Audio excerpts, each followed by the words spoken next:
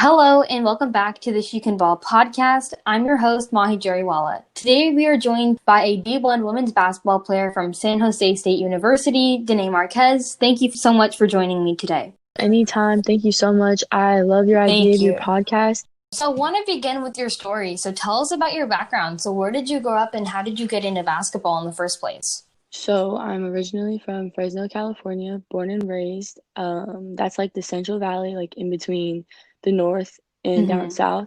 Yeah. And I actually started playing soccer until like third grade, and then I started playing basketball. Played basketball now for like a little bit over 10 years, but I played through the Clovis West High School program. Okay. We actually were the first Open Division state champions for public school. We were national champions my senior year. We had 5 D1 kids and a sophomore with D1 scholarships who's now at USC. Oh my gosh. My other teammates went to Arizona State, one went to Boise State, won 2 rings, went to the NCAA tournament. One is at Georgia Tech right now. So we were pretty stacked, and the culture was amazing. Our program, we start playing together when we're in 4th grade. It's called our feeder program. So the girls I graduated with, I've been playing with for like 6+ years. You had that chemistry. We had the chemistry on and off the court, so we just clicked. My head coach, Craig Campbell, is well known all across California. One of the best high school coaches. I'm not biased. But yeah, I had a lot of connections through that, and we had a lot of college coaches coming into our practices, into our open gyms just to see the atmosphere and the culture. It was pretty awesome. Yeah, what do you think made that atmosphere so amazing? You know, like I said, we started playing together in 3rd grade, but the way that our program is ran is by tradition, and most of the time the seniors obviously take the lead, but they take the younger ones under their wing and they teach them how to run the program. So at the end of the day, our coach is only coaching X's and O's. We're coaching attitude and effort, and our worth ethic, that's where it comes from. I feel like if a coach doesn't have to teach effort, you focus on the basketball part. You know, if your teammates are motivated from within, you're gonna have a great team. That's partly why our program was so good. And then, you know, I came to San Jose State. I'm gonna enter my 4th year. Our first 2 years, we probably only won maybe together 14 games, maybe. And you know, that was a big change for me. I went from not even losing more than 14 games my whole high school career. To, you know, losing that my first 2 seasons. But we entered my 3rd year, completely turned the program around. I think we were tied for 3rd in conference. We beat Boise State for the first time. You know, we went on like 5-game winning streaks. You know, we were competitors. We had great people. Our pieces were finally coming together, and we were able to make some noise. So being able to be a part of a program and being able to turn it around is a privilege in itself. How do you think you were able to kind of turn that around? When I first came in my freshman year, there were 7 freshmen. Oh, wow. So we were super young. Yeah. And you know, now we're about to be seniors. So last year, 3rd year, we were upperclassmen. It was our time to shine. And I think we just finally understood what it took to win at this level. Yeah. Because winning at this level is completely different. I mean, everybody's good. Nobody's bad. Yeah. And you know, you can be down by 20 and still win the game. In high school, that's just, you know, doesn't happen too often. It takes time and preparation, and you realize that this is really a job. And once you understand that and you take it as like, this is what I came here to do, you get the right mindset. Things just kind of change. Right. I think that transition, because I'm making that transition now from middle school to high school, it's a change. And I think it's even bigger when you're going from high school into college and you're being a college athlete where, you know, you have to be able to manage those two. Like, it's crazy. Our schedule is insane. I'm not going to lie. Our whole summer last semester, our whole last summer, we had 6:30s every day. We would practice from 6:30 to 8:30. We would go back, we would shower, and then we would have weights and conditioning. It's really something like you're paid to do, which is a blessing because we get our school paid for. But you really have to understand like its effort and its energy and its consistency, because there's no, I mean, you're on a 1-year contract. Your coach can let you go after a year if they choose to. So every day is an evaluation. Every day you have to try. Every day you have to be better. You know, there's 1,000 of me out there right now. I just got lucky to be seen. It's crazy. Yeah. So how does a day in your life look like during the season? Okay, so during a season, so we'll go with like a conference week. We play on Wednesday, Saturday. So if we're traveling to, let's say, Colorado, on that Monday, we'll have a practice, probably like 2 hours and 30 minutes. either the last 30 minutes will be like guard work and post work or just reviewing our plays or getting treatment. Okay. Our head coach we run a very fast-paced system, very fast-paced. So most of the time our practices are intense, but they're quick, which is beneficial because I mean, by Exactly. the time we're in Yeah. conference, that's almost 6 months into season. You know, our players are burnt out. You know, you're only playing your top 7 or 8. Yeah. And then, you know, people that you now know your role. So we practice usually from 1:30 to 3:30. So I would go to class at 9, from 9 to 10:15, and then I'd have another one from 10:30 to 11:45. Then I'd go to the locker room, I'd get some food, and then I'd go to my shooting workout. And then I would do my practice. Afterwards, we'd get treatment. Then we'd have team meal or film. Oh, wow. That's my day on Monday. Tuesday morning, we usually have like an 8 o'clock flight, 6 o'clock flight. Colorado is like a 3-hour flight. So we would get there, and the Colorado airport is about like 2 hours from everywhere we play. So that's you get off the plane, that's a bus ride. And then you bus straight to the university that you're playing at and you practice. Yes, Oh you my practice right off God. the plane. We go and we practice. We come back, we have treatment, and then we have our night film session. Next day is game day. Your game, if it's a morning game, afternoon game at 2 o'clock, you're gonna fly back that night. But if it's not, you're gonna stay the night and you're gonna leave at like 6 in the morning. And then you get off the plane and you go to class. My God.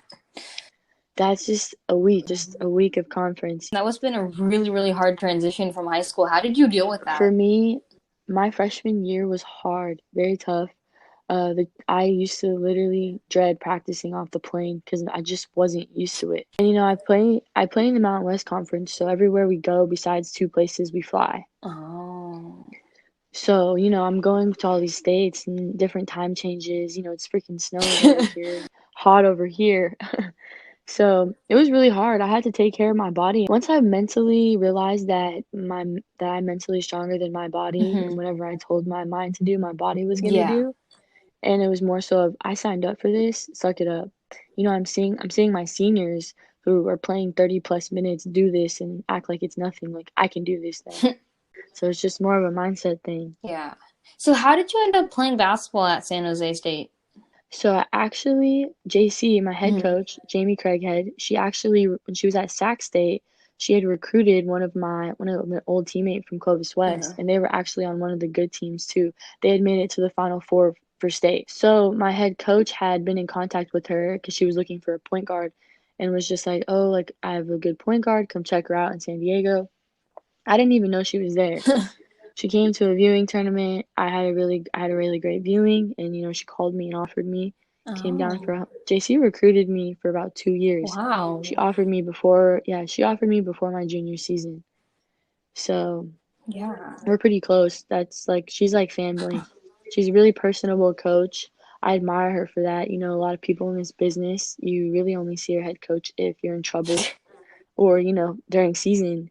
I'm probably in my head coach's office 3 to 4 times a week, just chopping it up, asking her what she's doing, stuff like that. So, you know, you're playing at a top high school and you're getting that kind of exposure. That's great. Did you also play in AAU? Yes, I did. I actually got seen through my AAU team, Okay. but my high school coach had us play travel with him and our Oh, travel teams. perfect. Yeah, but for high school, we traveled more locally. Mm-hmm. We wouldn't go to like, you know, out of state things. Yeah. It was also for the other kids that didn't want to do travel but still wanted to play. Mm-hmm. So it was a mix, but it was really good for us because we would go and we would be all split up on different teams and we would, you know, get used to playing with other people too. Exactly. And when we would come back, we would be even better. You've been playing, you know, high school, had a great high school career, and now you're up finishing your career at San Jose State. But like, what were some hardships you had to overcome on your journey? Hardships, you know, like I said, the losing was very hard for me. I didn't quite understand like why like our hard work wasn't transferring to the Mm-hmm. court. I didn't understand like the level of commitment it took to win a game. We'd be up 15 and blow it in the last quarter, you know.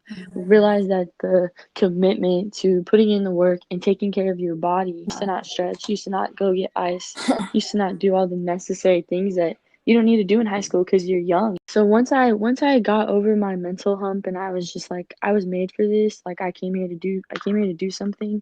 That's when it really transferred for me. Other than that, I've been blessed. My teammates and I are very close. And like I said, our coaching staff is just one of a kind. I will admit, a hardship is sometimes professors don't really enjoy athletes. Aw. With the whole traveling situation, Yeah. we're missing a lot of class. And so, Um, some professors will, I've had a professor tell me when I handed her my travel letter, mhm. which is just a letter that we show at the beginning of the semester to let them know when we're going to be absent. She straight up told me that I was going to fail her class. Oh, what? And I was just like, how is that even fair? Like, you're Yeah. judging me before I even have a chance to show you what I'm, capable of doing. Yeah. So, it's just we suffer from things like that. But, also if you're at a bigger university, more professors are obviously probably more adequate. They're Mhm. obviously understand they're at a big sports school.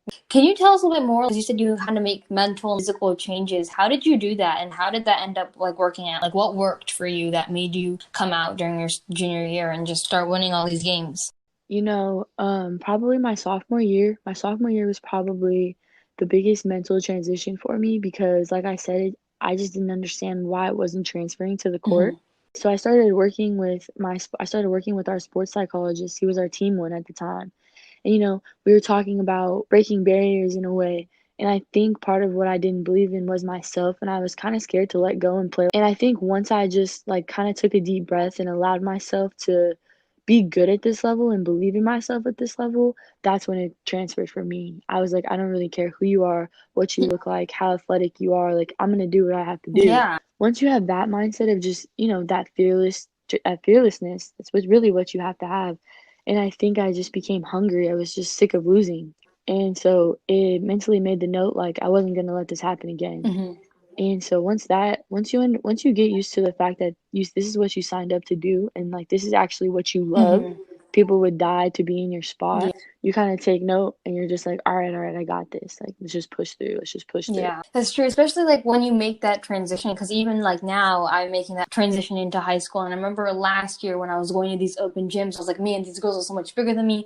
And that was kind of like always in my Mm-hmm. head. And I think like I'm like a skinnier person. So I always, we just shoot Yes. in the corner and I was like, okay, like that's what I'm going to do. I'm skinny. I can't drive. I can't do this. But like over time, like you're watching all these other players, that are super skinny and they're making contact and they're doing these things. I think the biggest Yes. thing is your mindset. It's not about being skinny. It's not about being smaller than other people. It's about like what Exactly. your mentality is. Yeah. Yeah, it's honestly all about heart. Yeah.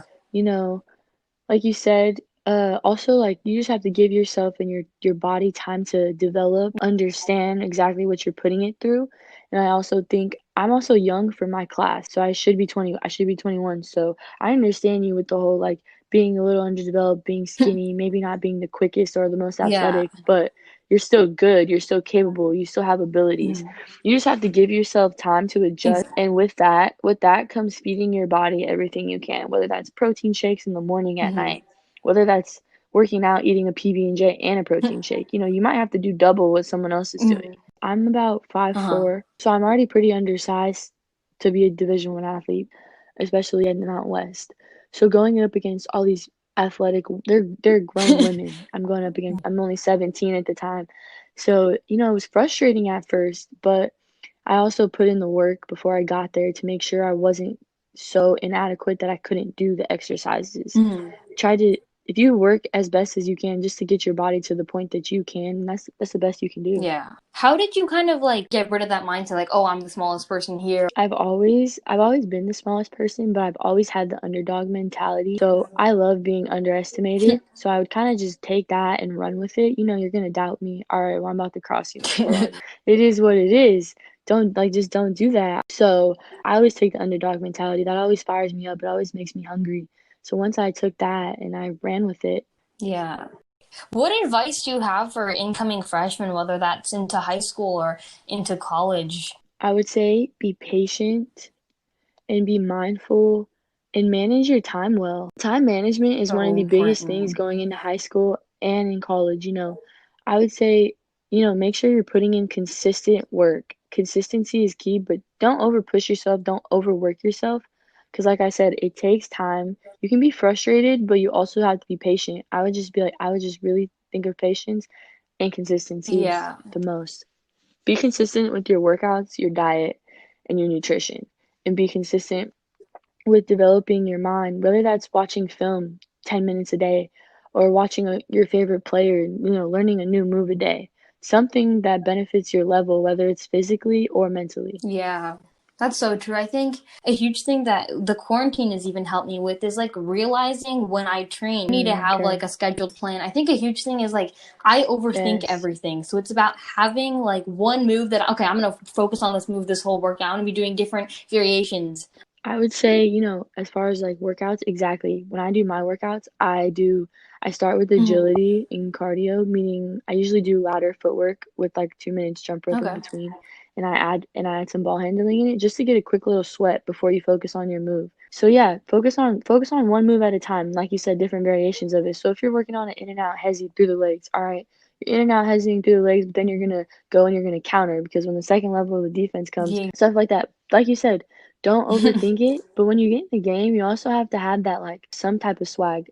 And there's a difference between cockiness and swag. That cockiness, that's what's gonna bite you in the butt. Be patient with yourself though. Be patient with yourself. I think this quarantine has kind of helped me to do that because like now, you know, going into like these open gyms, like I played 2-on-2 today and like we lost by a couple points. And like those are the girls that like last year when I went and I was like super scared of. I was like, oh, these girls are so much better than me. Oh, they're bigger, they're stronger.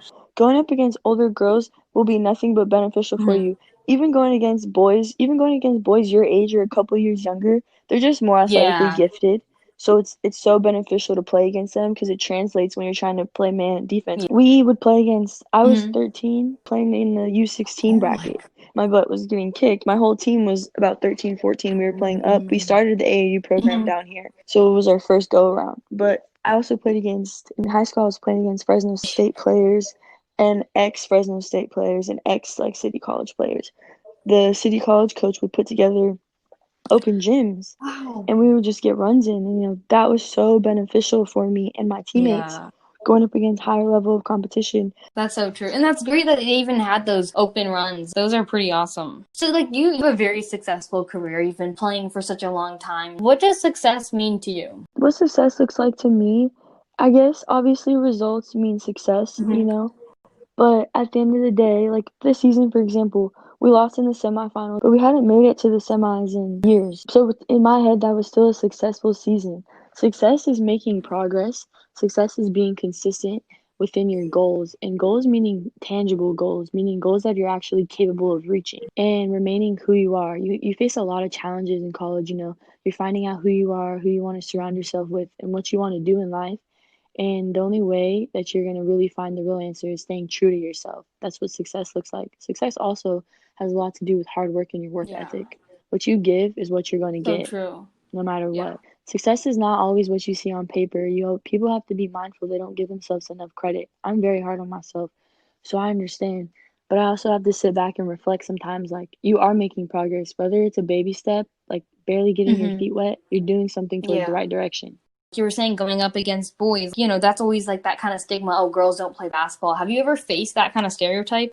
I have. When I was little, I was at the parks. I was playing with the men. I'm over here probably like 5 foot at that time trying to play a 5'6" dude. But now, you know, to this day, I guess once you get into college and even in high school, I actually was respected. I think that boys that don't respect women have absolutely no idea what they're talking about. If you're talking to boys or even, you know, high school players or Division I athletes that are hoopers, they're going to support and they're going to trust that you're capable of what you're doing. I would, if a boy is going to tell you you're not good, challenge them to a game. Don't let them get you down. They, at the end of the day, they don't dictate anything we do on or off the court. So, like, what do you think needs to be done? Because I feel like women's basketball as a whole is just overlooked. So what do you think needs to be done in order for women's basketball to gain the respect that it deserves? You know, I think it needs to be as publicized as the NBA is. I think that there's a lot of emphasis on, you know, the playoffs, the NBA, what NBA players get, even endorsements. You know, you see a few famous WNBA players that have consistent endorsements. But, you know, some of them get endorsed every year, but we never even see the ad. Right?